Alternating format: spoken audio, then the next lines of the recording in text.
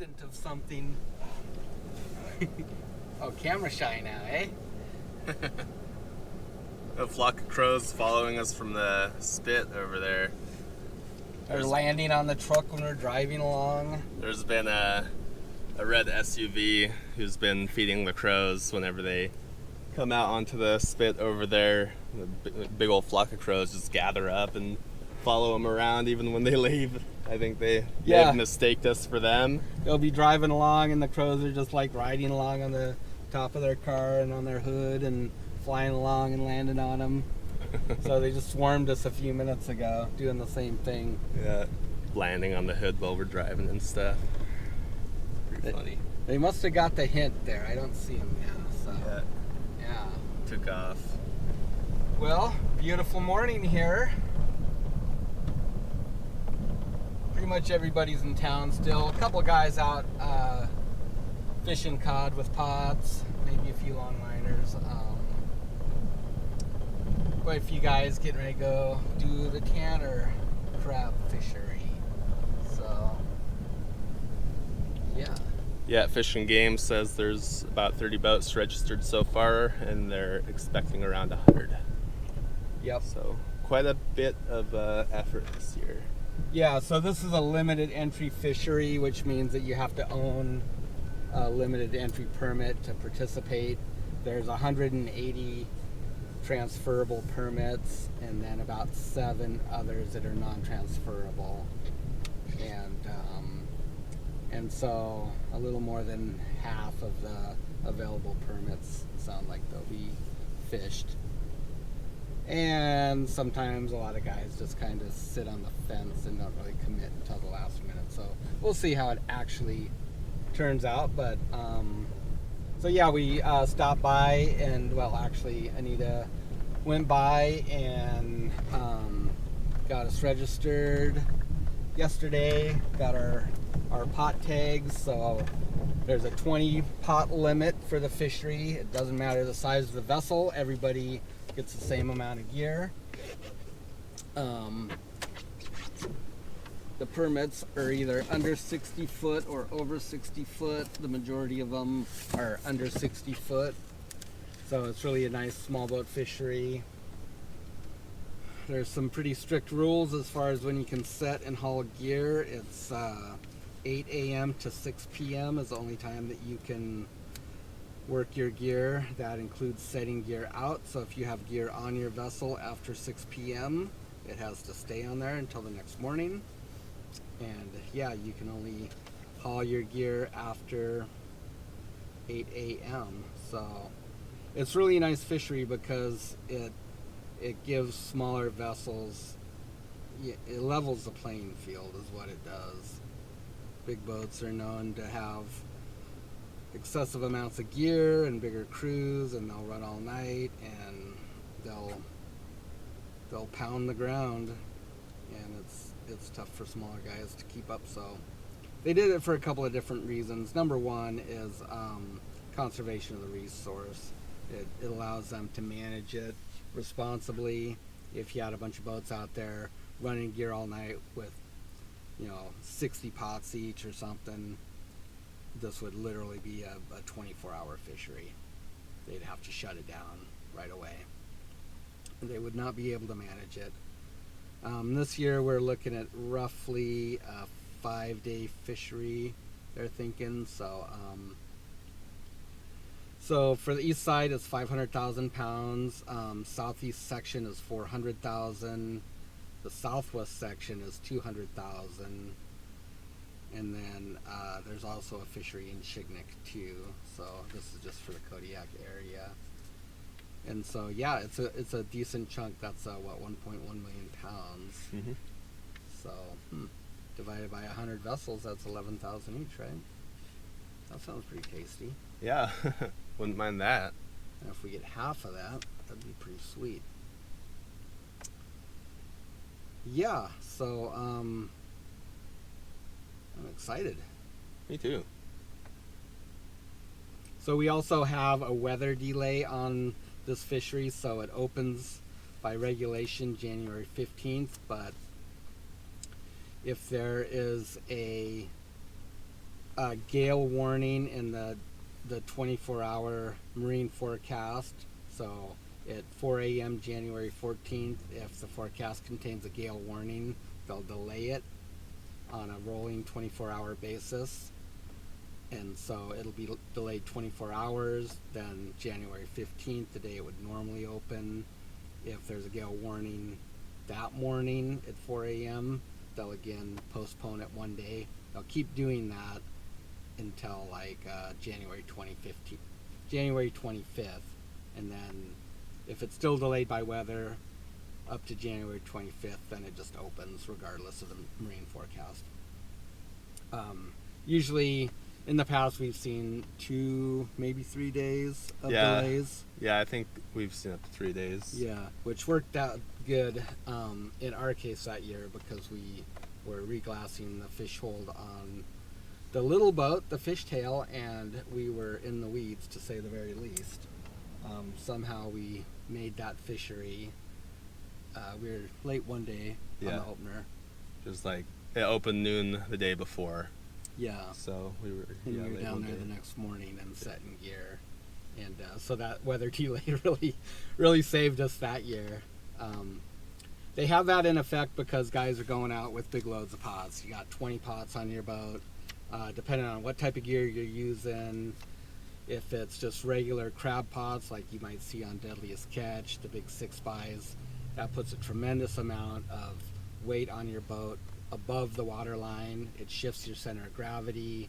It makes traveling unsafe in poor conditions. So if you have freezing spray or excessive seas, it can be very dangerous, and most of these boats are small and they don't do this.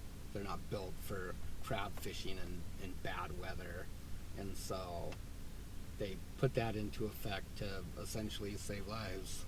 Mm-hmm. And it's a good thing. It is, because a lot of guys are always going to be forced to go no matter what, or feel that they are, and that they will marginalize their safety in order to get out and get fishing on time. Yeah, lots of hungry fishermen. A lot of hungry fishermen, yep. And being forced into making poor choices like that is never a good thing. If you feel like you have to push the weather in order to pay your bills, then it can put guys in a bad situation. So it's nice that they have that in effect. There's our resident otter here in the harbor. His morning breakfast.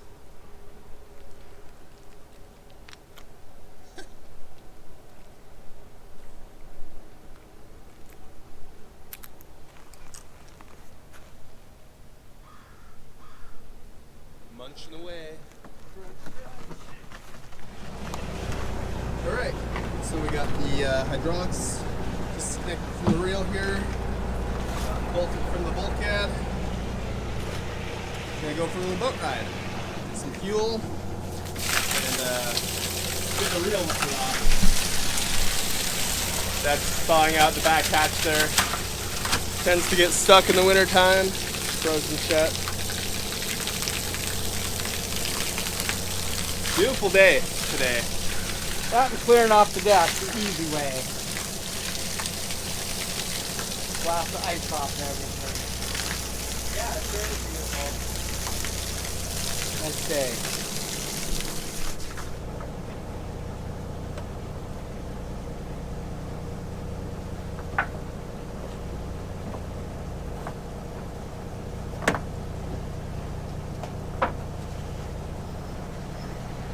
Always check your steering before you leave, man.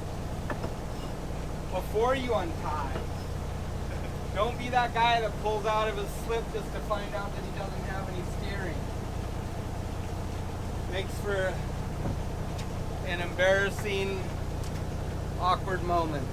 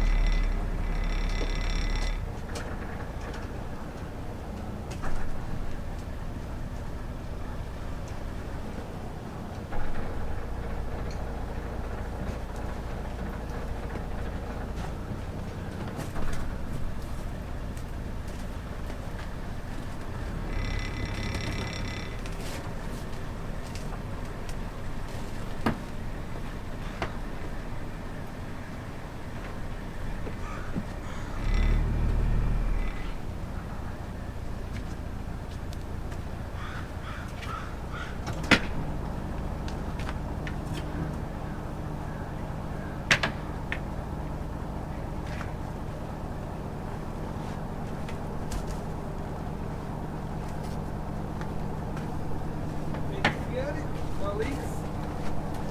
Yep. Oh, fittings, yeah. Just the one. It's good. No, it should be coming through anyway, really, right? Yeah.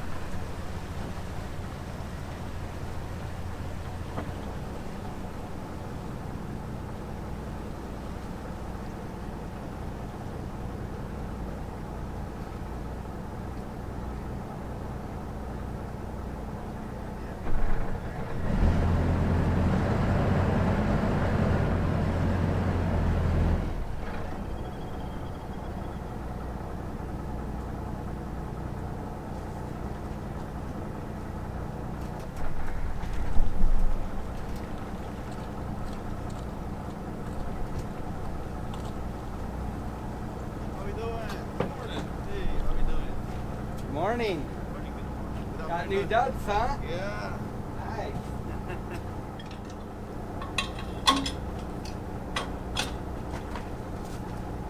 Happy New Year to you guys. You too. Yeah, Happy New Year. Both sides, yeah.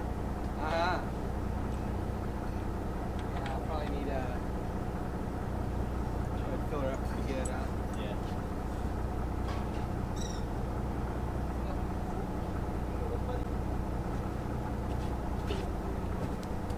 Zoom, zoom.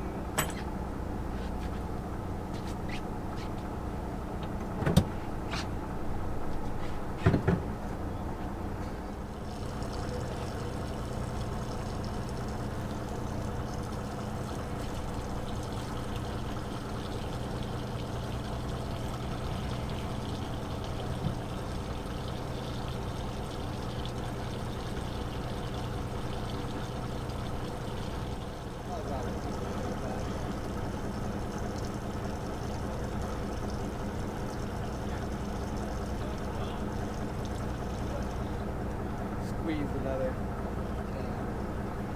Side. You can go a little heavier, I guess, huh? Yep. Run out.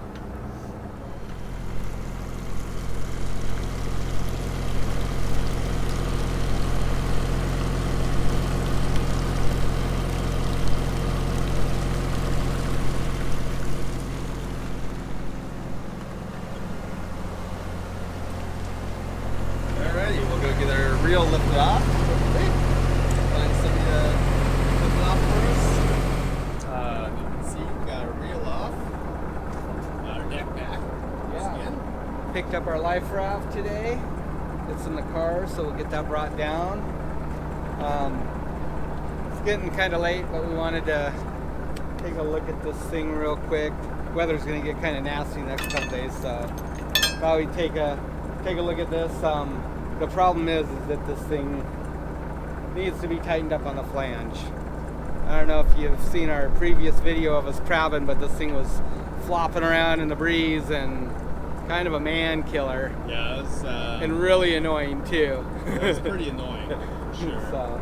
So the problem is that we've got a lot of movement down in here. We need to get it pinned down in here and up here on the flange. We have a bolt here, but the holes have worn from it flopping back and forth. Yeah. So I kind of built this when I made this. I should have made this flange bigger, and I didn't. And as a result, the bolts were kind of pressed up against the weld. I didn't really take that into account, just oversight. And so now we need to do something about it. We're just gonna start by dropping the block off of it. We'll disconnect the ram right here, and then we can pull it out and take a look. Part of it's this piece of UHMW in here, and then another part of it is the weld on the bottom of this top flange is interfering with the weld on this plate right here, so it's not seating down all the way.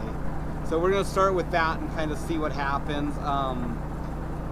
If we can't get it tightened up just by doing that, I think we'll probably eliminate this pole right here, and this piece right here is this middle aluminum flange, and we'll pull that out and we'll put the same piece of pipe on here, but it'll be welded to it, so that'll eliminate the movement in between these, and that's going to help get things tightened up.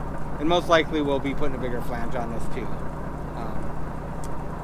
but we're just kind of going into it and seeing what we need to do. But definitely not going to go another season with this thing flopping around because it's really annoying. Yeah, we actually had to tie a line off the top of it going, like, I think over the bottom of the picking boom there. And yeah, so then I'd have to duck under it every time I come out, and then I could lift this up. And yeah, it was pretty annoying. Yeah. But as you can see, this right here, it's pretty dangerous. Yeah. Like there should be like no movement there. So we're gonna get this all fixed up, guys.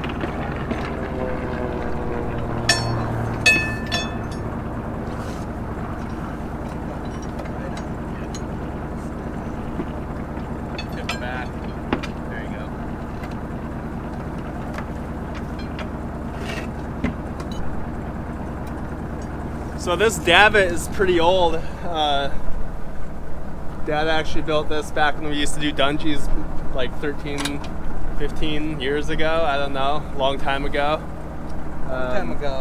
It's like really robust. Got nice stainless sleeves there to keep the aluminum from wearing out. Yep. We rebuilt the knuckle up there because originally we had it welded to a pad right there. Yeah. Yeah, and we just needed to modify it because we had changed that area when we retrofitted the fishtail for seining.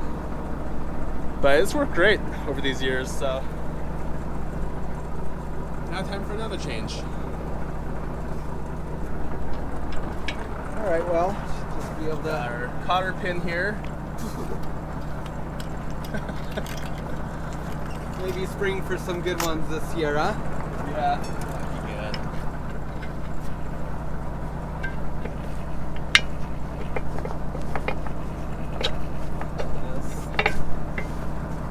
I don't know if it's gonna flop or not. I got it. Not really gonna go anywhere, huh? Just held by that hydraulic hose. Okay, Took that off. Now the only thing holding it is this. sleeve I'll finish pan. taking that out. This one and the top. Guess we had a couple more to go. That should just flip down. The hose is the only thing that's keeping it up.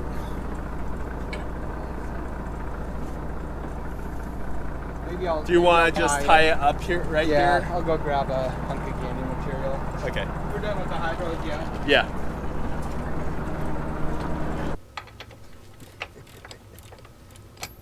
I could go get a hammer. Yeah. It's in a terrible position. I'll grab one. I'll grab one. Kind of smelly next door. Doing a little fiberglass laminating.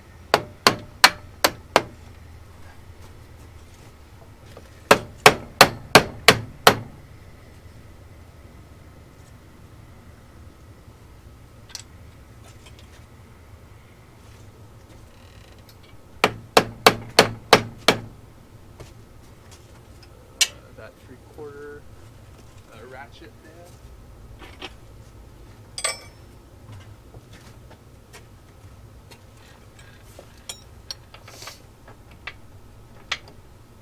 It's cooling off fast. It is. Whose idea was it to do an outside project at this time of day? Deck boss, I'm pretty sure. Good thing too. Trying to motivate the captain. I was just trying to save us from noxious fume inhalation.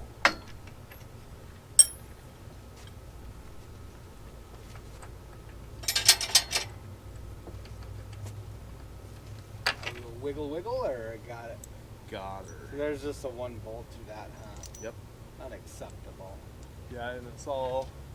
It's too bad because everything else is so robust. Yeah. And like I blew it on that flange. That's all I'll say about that. So good? Yep.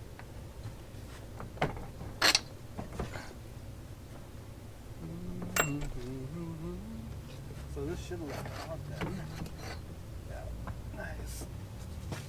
Okay.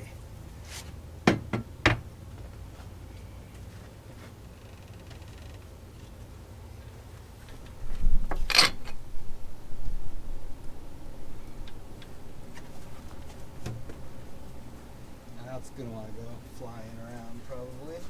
Yeah, I could probably just take out this bottom pin and it can just hang there. Yeah, that was my thought too. Yeah, so here's the pin we're talking about, and yeah, the hole's all wallowed out. So we'll take this home and do some work on it. The rest of it's really nice. Nice pivot point, UHMW bearing in there, big stainless pin, greasable. It's good construction, if I don't say so myself. Yeah. Not to boast or anything.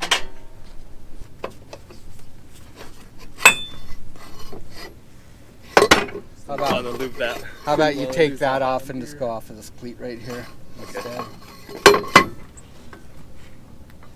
Yeah, come on. There you go. Oh, there's a bunch of stuff in the way, right? Beautiful.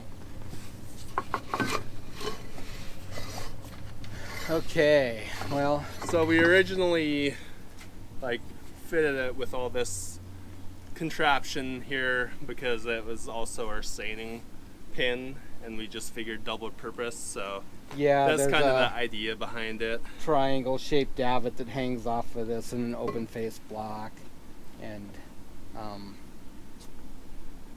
yeah, it worked out pretty good for that, but not so much this. So Yeah, just a lot of wiggle, a lot of it looks layers. like we to did try and open pinch that up together. pretty good with our router, Yeah, but and is that it one too. not enough? Or something's warped. It's got a warp in it or something, huh? Yeah, something weird. The angle Yeah. does look kind of sharp. Yeah, weird. But we'll get to the bottom of it. Well, that's what you got to do, is just modify things until you can make them work right. Yep. Yeah, this hole is. Sometimes we don't get them right on the first go around, the first shot. You know, the weird thing is that looks really good right there. And Yeah, that's not much of a gap, is it? Yeah, so maybe it's just not getting pulled down good, but I like the idea of just swapping this out and being done with it. Yeah, just welding a chunk on there, right? Mm-hmm. Then you can put your bottom ear on there and do the same thing. Well, I guess we'll just grab this and haul it home, huh? Just grab these 3 pieces and that'll be good, yeah? Yeah. And figure it out. At least it's there and we can start mulling it over a little bit, what we want to do, how we want to change it. All right, well, that was a quick disassembly. We'll go ahead and haul this home and let it percolate for a while, and should be a fairly simple project anyway. So Yes, I believe so. be nice not having that flop around the whole season.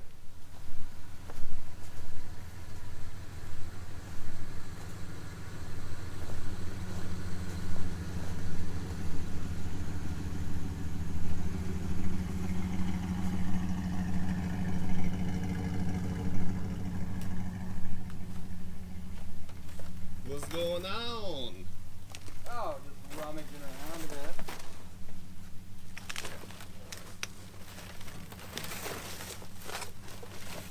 Oh, hey.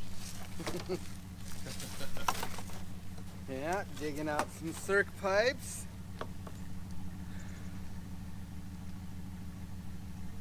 Still somewhat dark out. I think it's 9:15. Days are getting longer now, finally.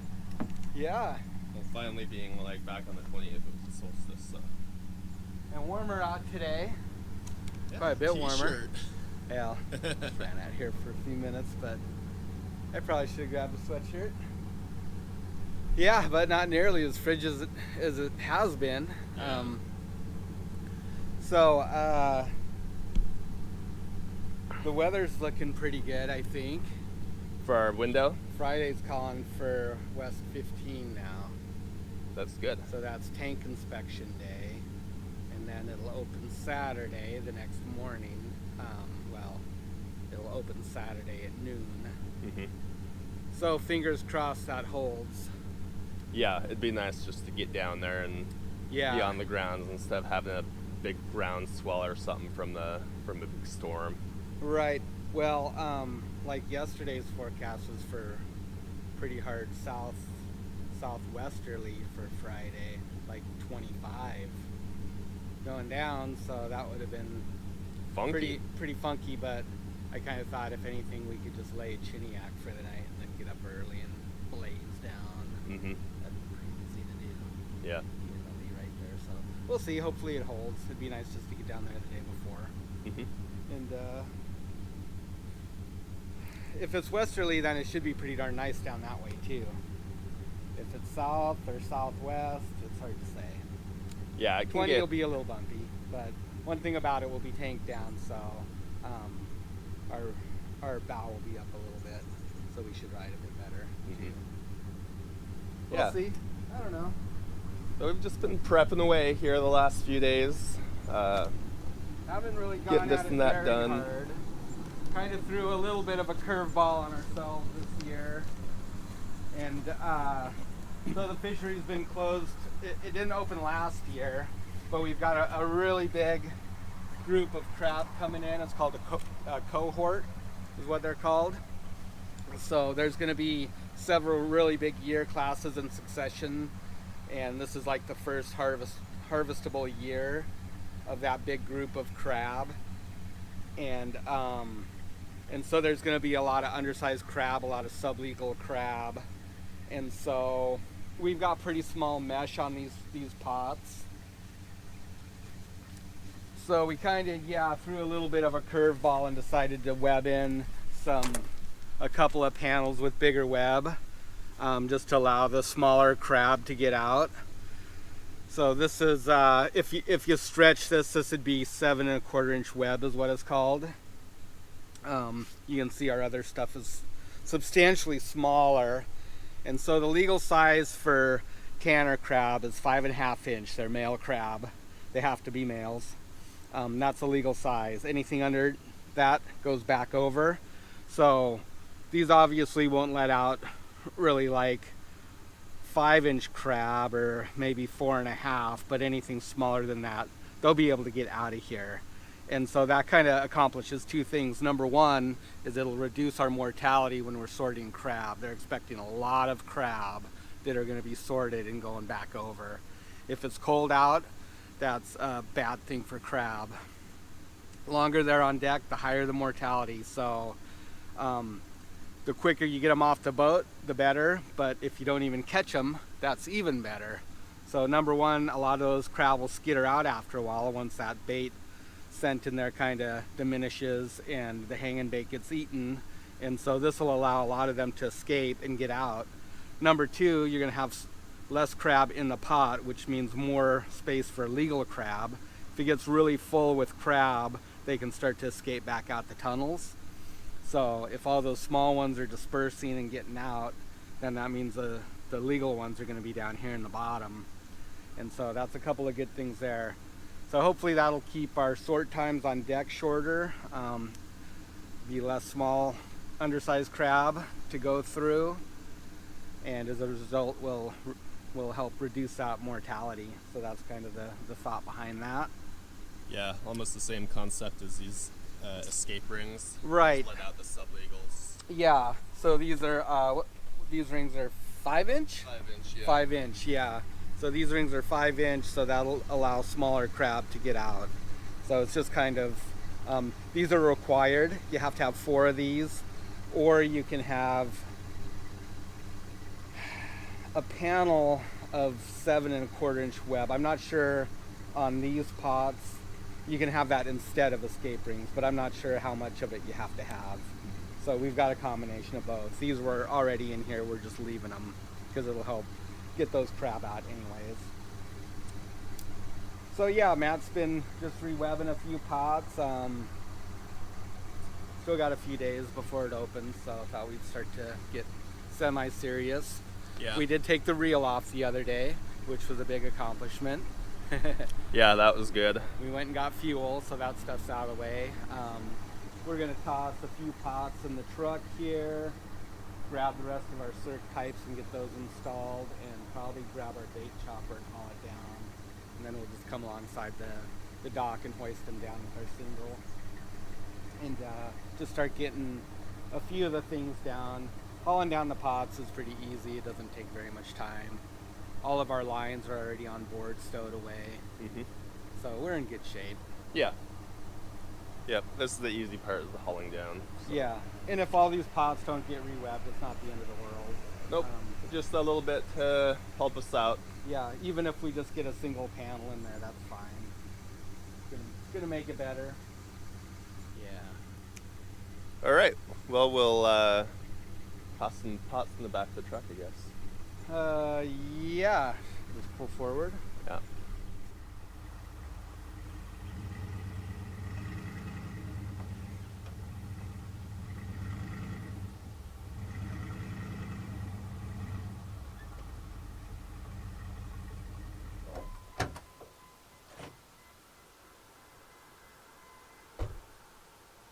I gotta switch the rubber bands on those too.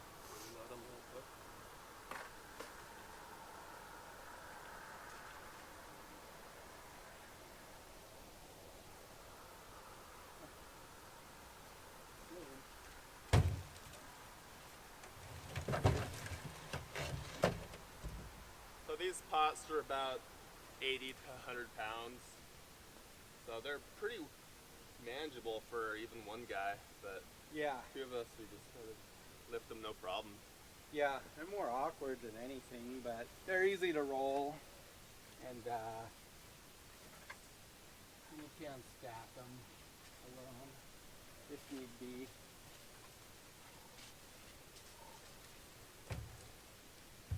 They fit in the truck good, so that saves us some money. We don't have to hire a boom truck to come get our pots, and we can store them at home, which is nice. Nice to have all our gear here, not in a processor's yard somewhere where you have to worry about it.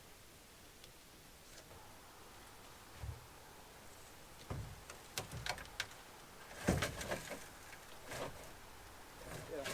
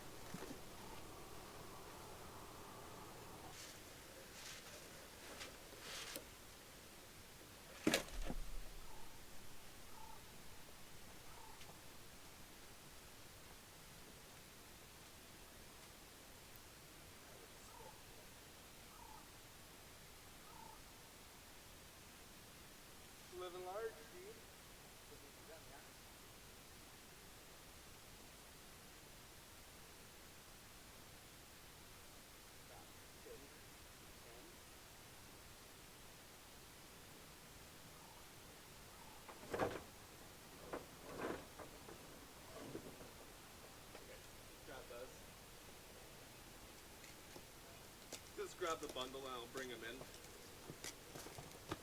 And at the most I could just permanent marker some numbers on them or something. I think it just needs to be your main buoy. Yeah. Your trailer buoy can be anything else. Double check. The fat ones would be good to have on there. Good fat ones. Yeah. So. We're ready. And maybe I'll number the end of